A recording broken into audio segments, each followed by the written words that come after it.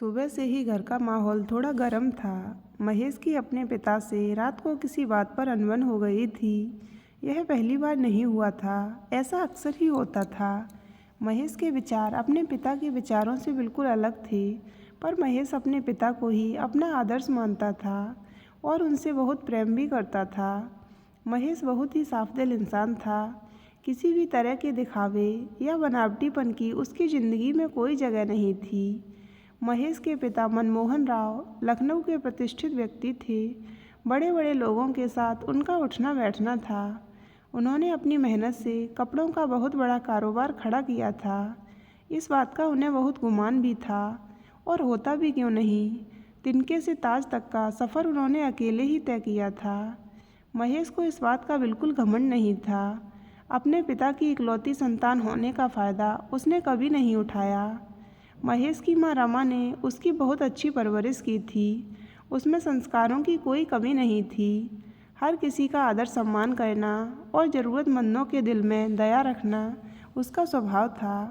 वह घर के नौकरों से भी बहुत तमीज़ और सलीके से बात करता था। उसके स्वभाव के कारण वह अपने दोस्तों में भी बहुत प्रिय था।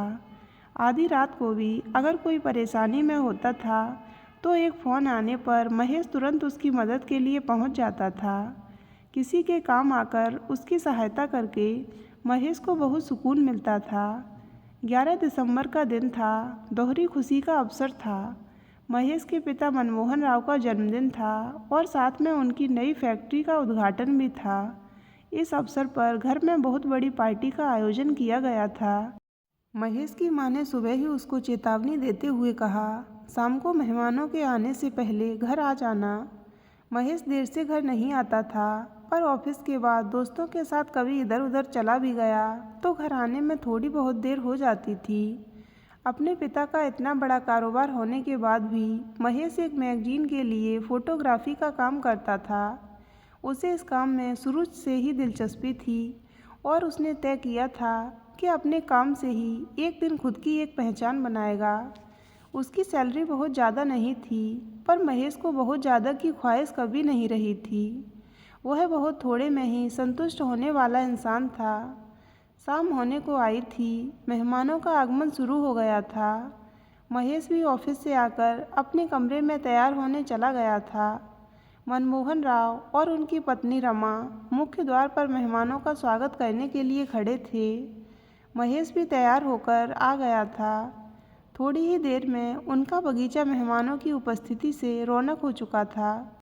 महेश की मां के बहुत जोर देकर बोलने पर भी महेश ने अपने किसी दोस्त को पार्टी में आने का आमंत्रण नहीं दिया था। टेबल पर केक रख दिया गया था। महेश के पिता ने केक काट कर पहला टुकड़ा अपनी पत्नी रमा को खिलाया, फिर दूसरा टुकड़ा लेकर वह बेटे को खिलाने लगे तो महेश ने उनके हाथ से केक ले लिया और उन्हें खिला दिया। फिर अपने पिता के पैर छूकर बोला, जन्मदिन की बहुत बहुत शुभकामनाएं पिताजी।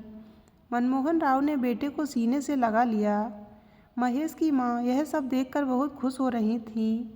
बहुत कम ही अवसर ऐसे होते थे जब बाप बेटे का यह स्नेह देखने को मिलता था। नहीं तो विचारों में मतभेद के कारण दोनों में बात करते करते बहस शुरू हो जाती थी और बातचीत का सिलसिला कई दिनों तक बंद रहता था। वेटर स्नैक्स और ड्रिंक्स लेकर घूम रहे थे। अक्सर बड़ी बड़ी पार्टियों और समारोहों में ऐसा ही होता है, और इस तरह की पार्टियों को ही आधुनिकता का प्रतीक माना जाता है।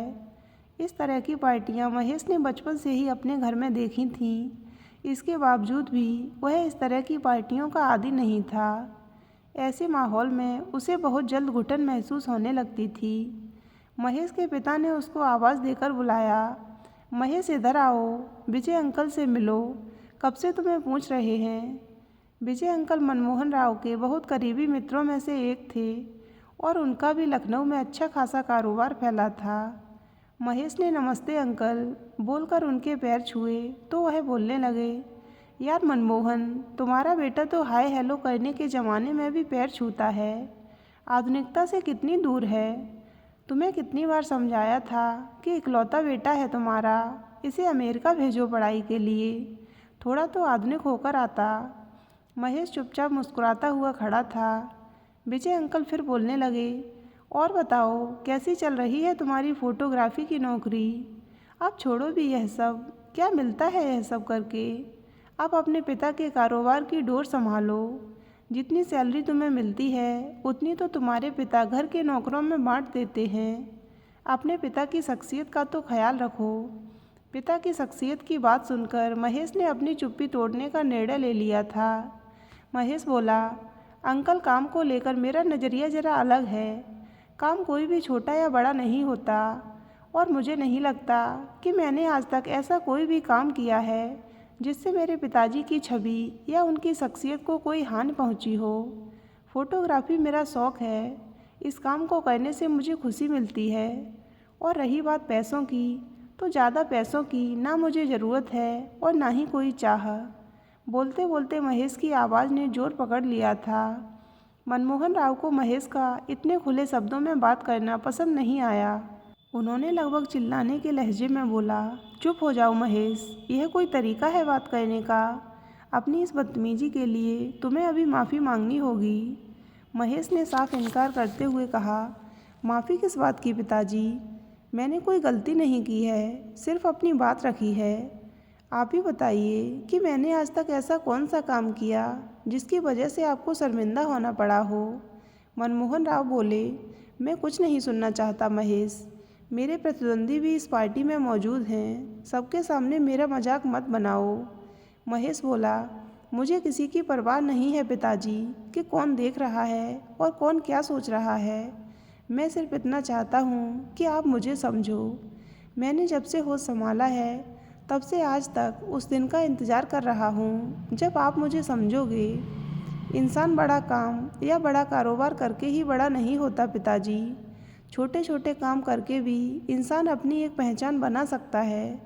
बड़े बनने का सफ़र भी तो छोटे सफ़र से ही तय होता है। इस बात का उदाहरण तो आप खुद भी हैं पिताजी, फिर आप क्यों नहीं समझते? मनमोहन राव का सब्र खत्म हो चुका था। अब बात उन्हें अपनी प्रतिष्ठा पर चोट पहुंचने जैसी लग रही थी। उन्होंने महेश से कहा, तुम या तो विजय अंकल से माफ़ी मांगो या अभी इसी वक्त घर से निकल जाओ। महेश की माँ रमा, जो इतनी देर से दूर खड़े होकर सब देख सुन रही थीं, सोचने लगीं कि पति की प्रतिष्ठा का ख्याल रखना जरूरी है, पर बेटे के आत्मसम्मान को चोट पहुंचाकर नहीं। वे पति से बोलीं, यह क्या बोल रहे हो आप? इतनी सी बात के लिए कोई अपनी इकलौती औलाद को घर से जाने के लिए कहता है क्या? मनमोहन राव को जब गुस्सा आता था तब वे किसी की भी नहीं सुनते थे। हमेशा की तरह उन्होंने रमा को बोलकर चुप करा दिया था। महेश बोला, मुझे नहीं पता था पिताजी कि आपको अपने बेटे से ज़्यादा इन बाहरी लोगों की परवाह है, जो आज आपके साथ सिर्फ आपकी शख्सियत की वजह से हैं।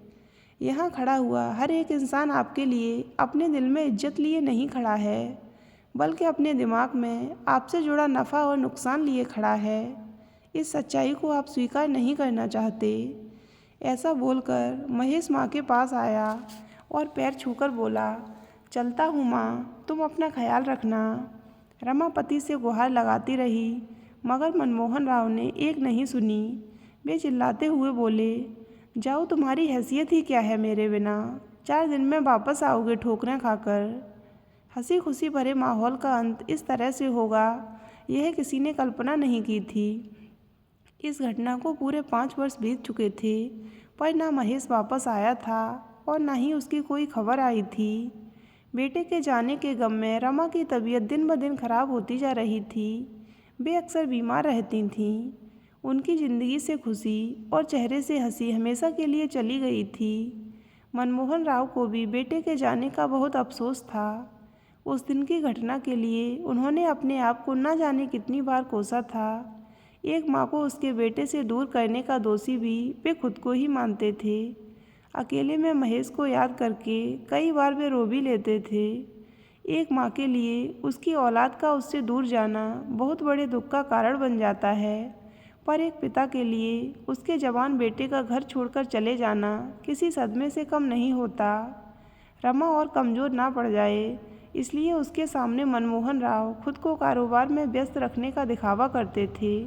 वे अक्सर रमा को यह बोलकर शांत कराते थे कि आज नहीं तो कल आ ही जाएगा तुम्हारा बेटा।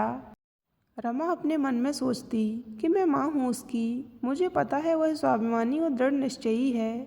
एक बार जो ठान लेता है वह करके ही शांत होता है। अचानक एक दिन फ़ोन की घंटी बजी। सुबह के 10 बज रहे थे। रमा दूसरे कमरे में थी। नौकर ने फ़ोन उठाया और ज़ोर से चिल्लाया, मैडम मैडम। रमा एकदम से चौंक गई। दूसरे कमरे से ही नौकर को चिल्लाते हुए बोली, क्यों चीख रहे हो? छोटे साहब का फ़ोन है मैडम। रमा को अपने कानों पर यकीन नहीं हो रहा था। वे फ़ोन की तरफ लपकी और नौकर के हाथ से फ़ोन लगभग छीनते हुए बोली, हेलो महेश बेटा, कैसे हो? 5 साल लगा दी अपनी माँ को याद करने में। घर वापस कब आ रहे हो? तू ठीक तो है ना बेटा? महेश बोला, बस बस माँ, तुम रुकोगी तब तो कुछ बोल पाऊँगा ना। पिताजी कैसे हैं माँ? आप दोनों की तबीयत तो ठीक है ना? आप दोनों की खबर लेता रहता था मैं, पर आज इतने सालों बाद आपकी आवाज़ सुनकर मन को बहुत तसल्ली हो गई माँ। पिताजी से बात कराओ ना। महेश ने आग्रह किया तो रमा बोली, वे ऑफिस में हैं बेटा। तू सब कुछ छोड़, पहले बता घर वापस कब आ रहा है? कहाँ है तू? मैं अभी ड्राइवर को भेजती हूँ तुझे लाने के लिए। महेश हंसते हुए बोला, मैं लंदन में हूँ माँ। लंदन में? आश्चर्य से बोली रमा। बेटा वहाँ क्यों चला गया? तू ठीक तो है ना? किसी तकलीफ़ में तो नहीं है? अक्सर जब औलादें अपने माता पिता से दूर हो जाती हैं तो ऐसी ही चिंता उन्हें घेरे रहती है कि वे किसी गलत संगत में न पड़ जाएं। अकेले खुद को कैसे संभालेंगे? रमा के बार बार बीमार रहने की वजह भी यही सब चिंताएं थीं। महेश सोचने लगा कि माँ ने 5 साल मेरे बिना कैसे निकाले होंगे, पता नहीं। माँ की बातों से उसकी फ़िक्र साफ झलक रही थी। मेरी बात सुनो माँ, घर से निकलने के बाद मैं 2 साल लखनऊ में ही था। जिस मैगजीन के लिए मैं काम करता था उसकी तरफ से ही मुझे 3 साल पहले एक प्रोजेक्ट के लिए लंदन भेजा गया था। मेरा प्रोजेक्ट बहुत सफल रहा। यहाँ लंदन में मेरे काम को बहुत ही सराहा गया और अगले महीने यहाँ एक पुरस्कार समारोह का आयोजन है जिसमें तुम्हारे बेटे को best photographer of the year का पुरस्कार मिलने वाला है। माँ, आपके और पिताजी के आशीर्वाद और मेरी इतनी सालों की मेहनत का परिणाम मुझे इस पुरस्कार के रूप में मिलने जा रहा है। मेरी बहुत इच्छा है कि इस अवसर पर मेरा परिवार, मेरे माता पिता मेरे साथ रहें।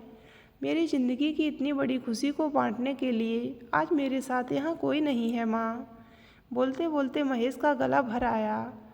उधर रमा की आंखों से निकले आंसुओं ने भी उसके आंचल को भिगो दिया था और उनका दिल खुशी से चिल्लाने को कर रहा था कि मेरे बेटिए की हैसियत देखने वालों, देखो आज अपनी मेहनत से मेरा बेटा किस मुकाम पर पहुंचा है। दूसरे देश में जाकर दूसरे लोगों के बीच में अपने काम से अपनी पहचान बनाना अपने आप में बहुत बड़ी जीत का प्रमाण है। महेश ने आगे बोला, माँ, आपके और पिताजी के लिए लंदन की टिकट भेज रहा हूँ। पिताजी को लेकर जल्दी यहाँ आ जाओ माँ। हाँ बेटा, हम ज़रूर आएंगे। कौन से माता पिता नहीं चाहेंगे कि दुनिया की नज़रों में अपने बेटे के लिए इतना मान सम्मान और इज्जत देखना। तूने हमें यह अवसर दिया है, हम ज़रूर आएंगे बेटा, ज़रूर आएंगे। ऐसा कहकर रमा ने फ़ोन रख दिया। आज रमा को अपनी परवरिश पर बहुत नाज हो रहा था। 5 साल की जुदाई का दर्द आज बेटे की सफलता के आगे उसे बहुत छोटा लग रहा था। वे बहुत बेसब्री से महेश के पिता के घर आने का इंतज़ार कर रही थीं। फ़ोन पर इतनी बड़ी खुशखबरी वे नहीं देना चाहती थीं। वे चाह रही थीं कि बेटे की सफलता की खुशी को अपनी आंखों से उसके पिता के चेहरे पर देखें। दरवाजे की घंटी बजी तो नौकर ने जाकर दरवाज़ा खोला। महेश के पिता जैसे ही घर के अंदर दाखिल हुए तो उन्होंने जो देखा उसकी कल्पना नहीं की थी। रमा अपनी खोई हुई मुस्कान चेहरे पर लिए हुए खड़ी थीं। देखते ही बोले मनमोहन राव, इतने साल बाद तुम्हारे चेहरे पर खुशी देखकर बहुत सुकून मिल रहा है। इसकी वजह पता चलेगी कि नहीं? तुम्हारा बेटा वापस आ गया क्या? रमा बोली, जी नहीं, बेटा नहीं आया, पर आज दोपहर में उसका फ़ोन आया था। इस खबर को सुनने का इंतज़ार वे भी न जाने कब से कर रहे थे। अच्छा, कैसा है वह? मेरे बारे में पूछा कि नहीं? नाराज़ है क्या अब तक मुझसे? उनकी उत्सुकता बढ़ती ही जा रही थी। रमा बोली, बिल्कुल नाराज़ नहीं है और बार बार आपको ही पूछ रहा था। और सुनिए, लंदन में है हमारा बेटा। बेटा लंदन में है? सुनकर महेश के पिता सोफे से उठ खड़े हुए। जी हाँ, लंदन में, और अगले महीने वहाँ एक बहुत बड़े पुरस्कार से सम्मानित होने जा रहा है आपका बेटा। बोलते हुए मिठाई का एक टुकड़ा रमा ने मनमोहन राव के मुंह में डाल दिया था। उनकी खुशी का कोई ठिकाना नहीं था। तुम सच कह रही हो ना रमा? रमा बोली, जी हाँ, बिल्कुल सच। मनमोहन राव ने रमा को सीने से लगा लिया और दोनों अपने आंसुओं को रोक नहीं पाए। रमा ने खुद को संभालते हुए कहा, आगे तो सुनिए, हमारे लिए लंदन की टिकट भेज रहा है। पुरस्कार समारोह में वह हम दोनों के साथ शामिल होना चाहता है। मनमोहन राव के आंसुओं का बहाव और तेज हो चुका था। जिस बेटे को 5 साल पहले उन्होंने बोला था कि तुम्हारी हैसियत क्या है मेरे बिना, उसने अपनी हैसियत से शख्सियत तक का सफ़र क्या बखूबी पूरा किया था। आंसुओं ने उनके चेहरे को पूरी तरह से भिगो दिया था और बेटे से मिलने की तड़प में दिल मचल उठा था। तो दोस्तों, अगर आपको ये कहानी अच्छी लगी हो तो वीडियो को लाइक करें और हमारे चैनल को सब्सक्राइब अवश्य करें।